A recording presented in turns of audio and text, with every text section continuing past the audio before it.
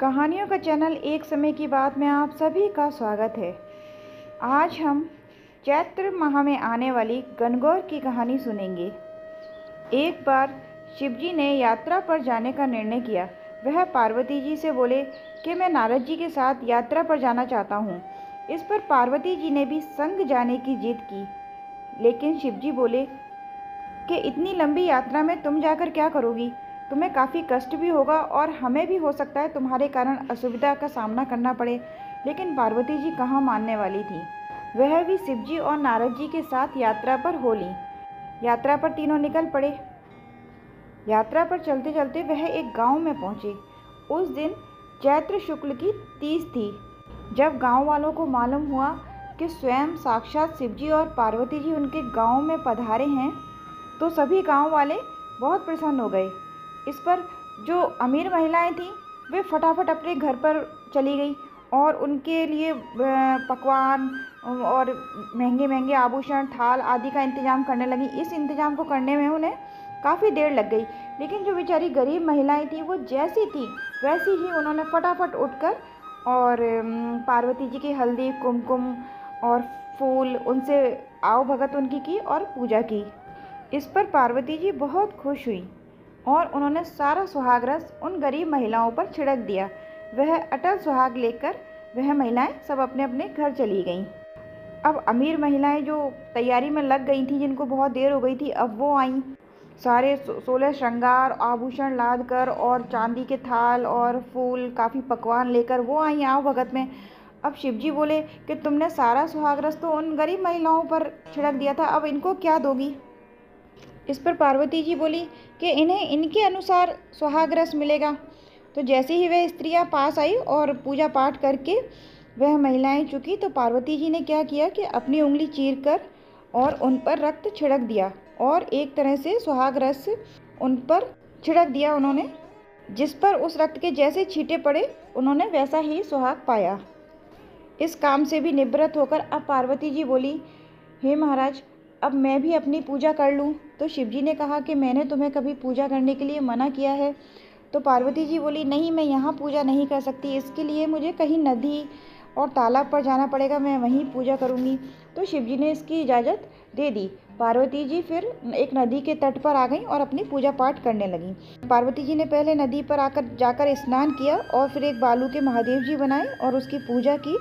पूजा के बाद उन्होंने बालू के ही पकवान बनाकर और शिवजी का भोग लगाया, परिक्रमा की और नदी किनारे से ही एक मिट्टी का टीका उन्होंने माथे पर लगाकर और 2 कण बालू के प्रसाद के रूप में खा लिए और फिर वह शिवजी के पास वापस आ गई।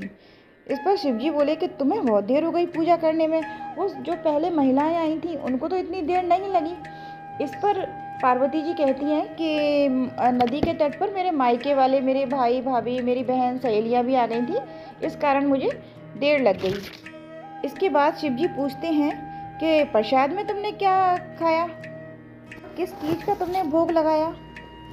इस पर पार्वती जी बोली, जो मेरी भाभियाँ दूध भात लेकर आई थी इसी का भोग लगा दिया और मैंने वही खाकर आ रही हूँ।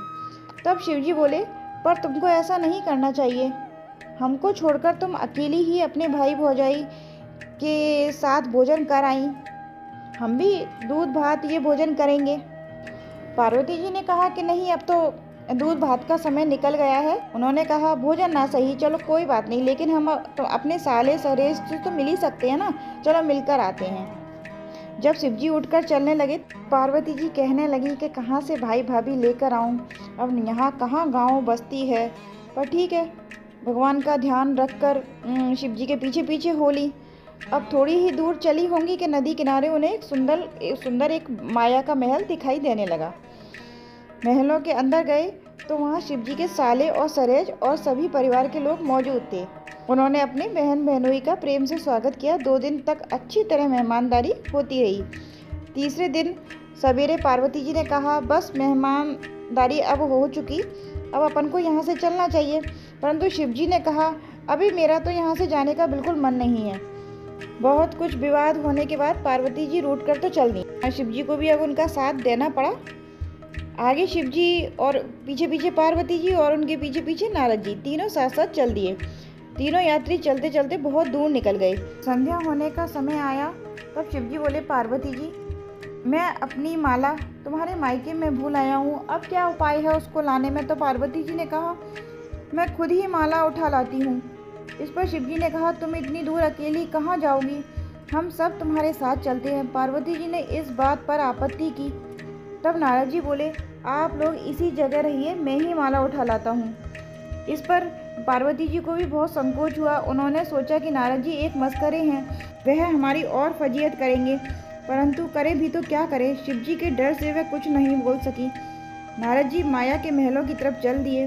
नारद जी ने उक्त स्थान पर जाकर देखा तो वहाँ ना कोई महल था, ना कोई मकान था और ना ही कोई मनुष्य के रहने के निशान थे। घोर सघन जंगल में असंख्य हिंसक पशु ही वहाँ घूम रहे थे। महान अंधकार छाया हुआ था और बादल भी उमड़े हुए थे और बिजली भी चमक रही थी। नारद जी अंधकार में भूलते भटकते फिर रहे थे। इतने में बिजली चमकी और शिव जी की माला उनको एक वट वृक्ष की छाया पर टंगी दिखाई दी। नारद जी माला लेकर वहां से भागे और शिव जी के पास आकर बोले, धन्य है प्रभु आप, और धन्य है आपकी गौरी रानी, आज आपने तो मेरे प्राण ही ले लिए होते। वहाँ ना कोई महल था, ना मनुष्य।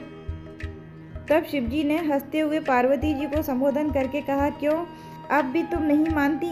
स्त्री चरित्र की माया का विस्तार किए बिना तुम्हारा जी नहीं मानता। तुमने बिना विचारे ब्रह्मा ऋषि को क्यों परेशान किया? इन्हीं सब कारणों से हम तुमको साथ नहीं लाते। गौरी पार्वती जी ने विनती की, हे प्रभु, यह सब आपका ही प्रभाव है। मैं किस योग्य हूँ जो नारद जी को इतना परेशान करती।